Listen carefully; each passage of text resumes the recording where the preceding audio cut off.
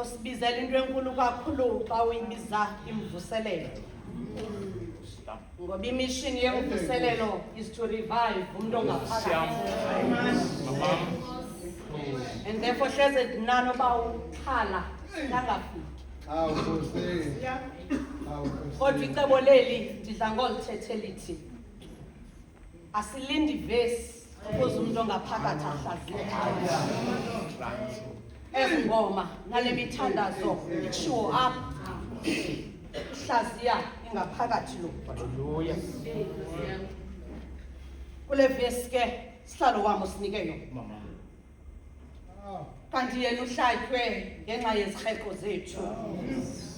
Watyunyuzwa ngenxa yezenzo zethu ezigwenxa. Bethu lokuba sibe noxolo thina ube phezu kwakhe siphilisiwe ngemivumbo yakhe. Bawukhala ndiqinisekile. Nawe ngoku ubufunda uye wamthemba uIsaac. Ndimthembiswa ke yile nto into yobana ungumprofeti. Uthetha kamandi tata usibonisile into yobana ikhona ipoint adibene nayo noKristu okanye uThixo. Wanikezwa igunya loprofeti into ezingabonwayo. Ndiyambona ke nakule ncwadi ayibhalayo ithenye indawo ebendike ndayijonga ithi kunyanzelekile sithi uIsaiah is a credible author okanye umprofeti. Ngoba kuthiwa xa egrupishwa ungumprofeti oyimajor kuba profeti abayi-16 kule Old Testament bawukhala. Ithetha ukuthi loo nto leyo ukule major yaba bayi-4 aba baprofeti babhale ezincwadi about 17 kule Testament indala. Ithetha ukuthi loo nto bawukhala masimthande nganirhamente ngohlwanje into yobana ngumprofeti utyhila izinto ebezingekabonwa esibonisa abantu bakathi basona sizathu esibangela into yobana usiba lutyibilika ezebhalanje usiba luyatyibilika ngoba ngumntu obonisa izinto ezingabonwa ngabanye abantu. Uthiwa amasirayeli esebhizi nje phithizela ngumgwebo, amasirayeli esebhizi nje ephithizelwa kukuthinjwa. Lo mzalwane yena uyamemezela uyakhwaza. Ndimva ke kwesahluko sethoba kakade bawuvayisi wami ukusiyaleza uMesiya ozaya kaqala apha ku-53 uba ukhala xa bethetha nathi athi from chapter 1 oke sithenga ezama ukuthi guqukani ubufumkani bezulu hayi fuphi kale nto entle thandwa lizwi letho. Uthi ba ukhala phaa chapter 9 amisa izinto athi thina sizalelwe umthethelelo usondini nani athi sizalelwe umcebisi sizalelwe unyana womntu ukuthethana kwakhe kusesikhathini sakho kwenza into yobana sasingabuleleke endleleni ikhalekentle ethandwe lizwi likaThixo. Uthi apha ke ku-53 nje bebhala nje ndimva ingathi uthi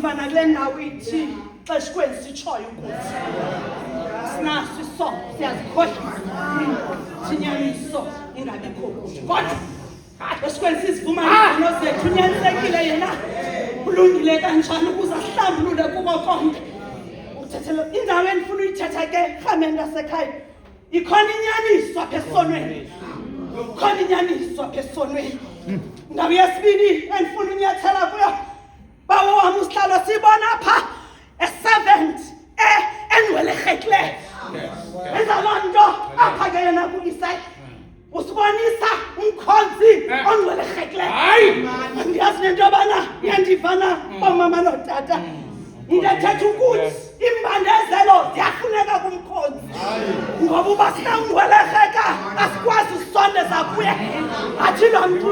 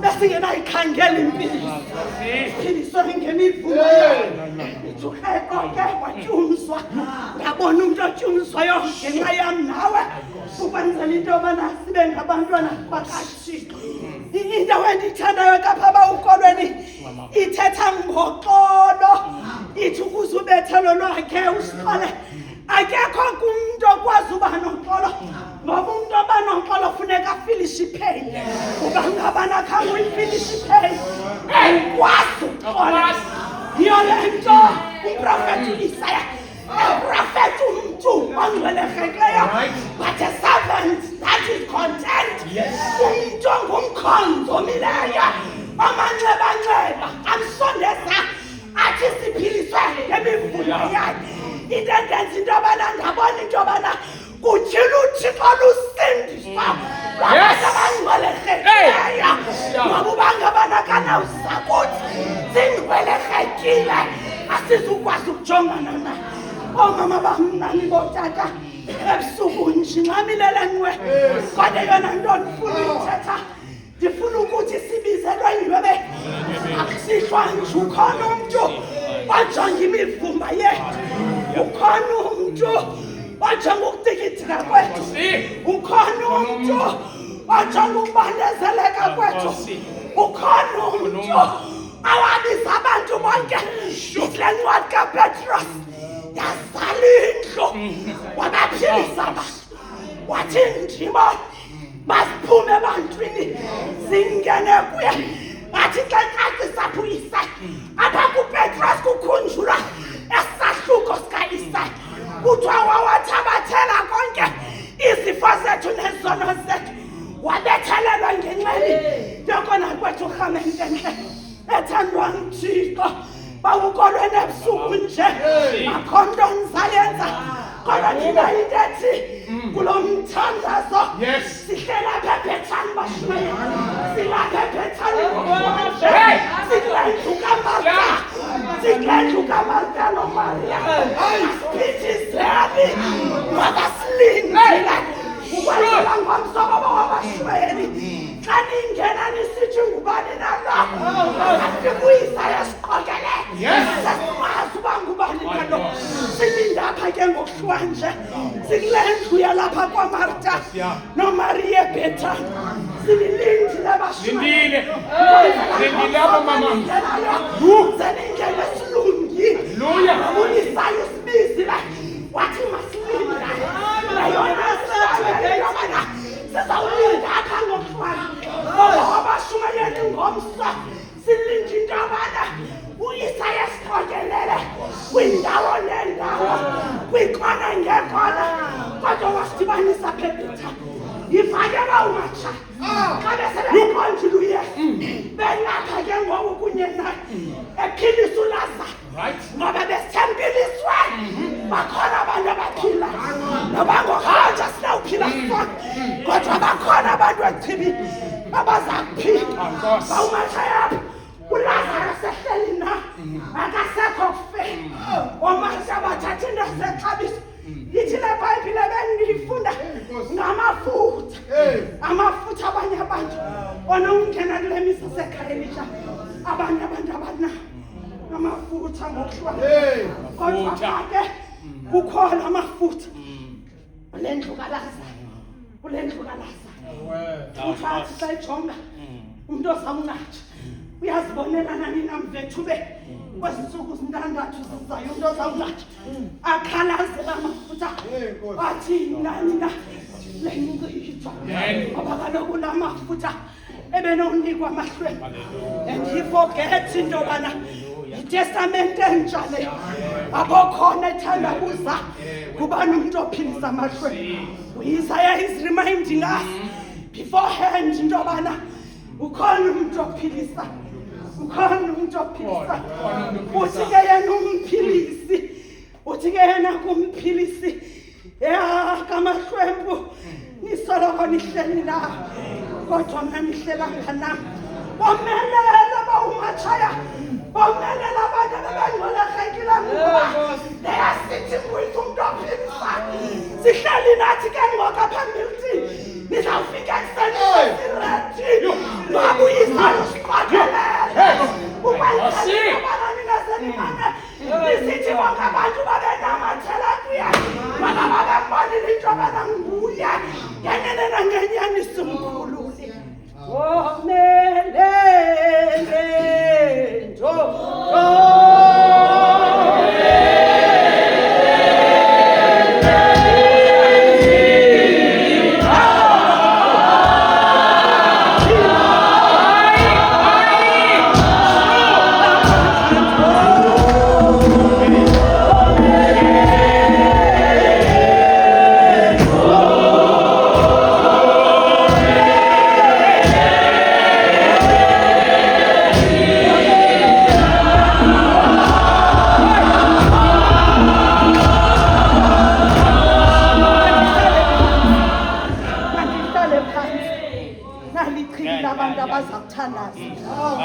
abantu abafuna imithandazo nalichibile abantu abazathandaza abantu abafuna imithandazo bawukolweni ndisakhula ndikhulela apha emakhaya ko-23 ndafika ndina 10 years apha eKapa andazi nobuhlamu uzawuyazi naloo nto kozwa yephangela uslipini kodwa kwakukho intento apha ko-23 esasimane siyongena kuyo yasevangelini ndandiyithanda kakhulu ke inkonzo ngoba bendikhuliswe ngumakhulu intento apha esingena kuyo phakathi evekini xa singekazi thina apha ecaweni nanjengoba mawisi ekhonza ngecawe kuphela amaxesha amaninzi kodwa kule ntente bakho laa ngoma ubutho ovuthela naye bethanda uyicula le ngoma ithi ingathi ndiyayibona loo mini ndisamkela uyesu ndindedwa apha ke kule ntente kwakuthi xa ucula laa ngoma akho mntu ujonga omnye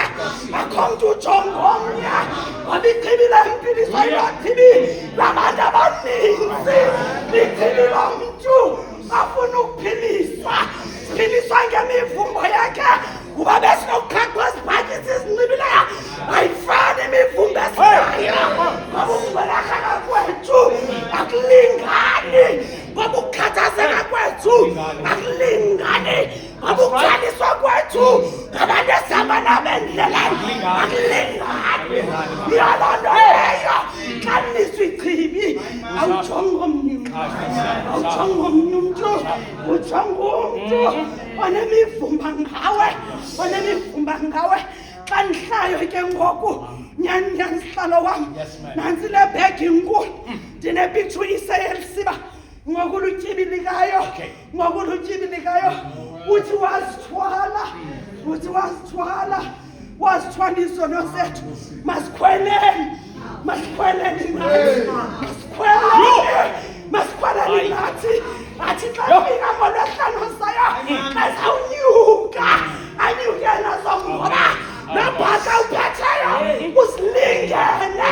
Inzingo zam nawe. Nabhaka upayeyo ngokuhlanje. Usilindele bawumatshaya. Nomsokano ndlala amahlamvu. AyeruSalem. Nisithi nangu. Nangu Yesu Kristu. Nawufika sinilindile. Mabeletha phakathi bakokoshile namhlanje. Ukwenzela into yobana. Ashika phambi komsa. Akuthanethi bishwa. Emnqamlezwe. Ngolwesihlanu. Emnqamlezwe. Ngolwesihlanu. Lemivumba sayibo. Ngoba uphaka wakhe. Uyabe wonela lonke ihlabathi. Ngoba imiphaka wakhe. Wonela ukuthwalela nokuxolela. Esamne zakizo. Izono ziyahlanjwa. Izono ziyaxole. Ayontimbi into yobana sibe nesono. Ithe isono yinto yomntu. Kodwa yena ndimleyo. Umnikazi ohlamba isono. Ngomphilo wakho. Ngoba abantu bangaka bakuhlambela isono. Usahlele nabo na. Okanye uyamazi yena ngokuhlamba izono zakho. Kodwa bashumayela ingomso asizubabhidisa ngoba uyisayo usiqokelele ngokwanje wathi masilinde lapha